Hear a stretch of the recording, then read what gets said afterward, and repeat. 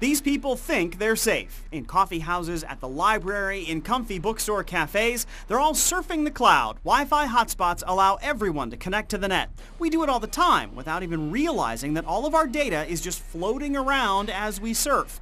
Anyone can capture it, including us. What do you see there? I see my Hotmail account. How creepy is that? Pretty creepy. What do you think? I think it's because I'm on the wireless internet here. We did it with a free plug-in that only takes a few seconds to download. Every time you're on a public Wi-Fi network, there is a risk of, of your sensitive data being available. The plugin was developed by a guy in Seattle to prove how vulnerable we are. We're not going to tell you its name, but we will tell you it's been downloaded more than 1.4 million times since it was released last October. Most websites use cookies. They're just text files and they have data pairs. They sit on your computer most of the time, not doing much. But each time you go back to a website, they may have your preferences that make your website experience a little bit more smooth. They may also contain your username and password. Well, if you're using a public Wi-Fi, that can send those cookies out there, and that can mean handing your passwords to the wrong people. With that cookie, they can surf those websites as you. To test it, we put it on a laptop and logged into the network outside a local coffee house. Within a few minutes, the cookies began to roll in.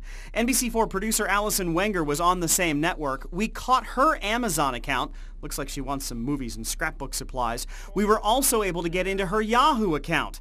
Nearby at Cafe Apropos in Harrison West, the owner was confident about his network's security.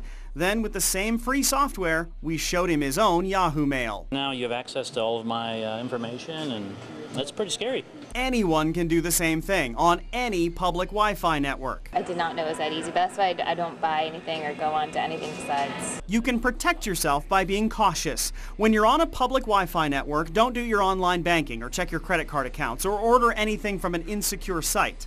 Do that at home on a wired connection or at least on a Wi-Fi network that uses WPA2 security and a lengthy, complex password. WPA isn't foolproof, but it takes much longer to hack into.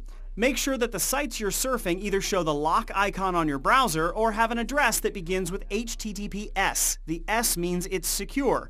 Twitter is wide open, so is most of Amazon.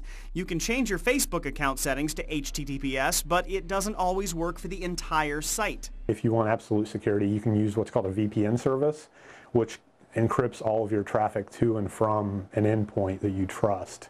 In the meantime, be aware of the network you're using and be careful where you surf and where you toss your cookies. Marshall McPeak, NBC4.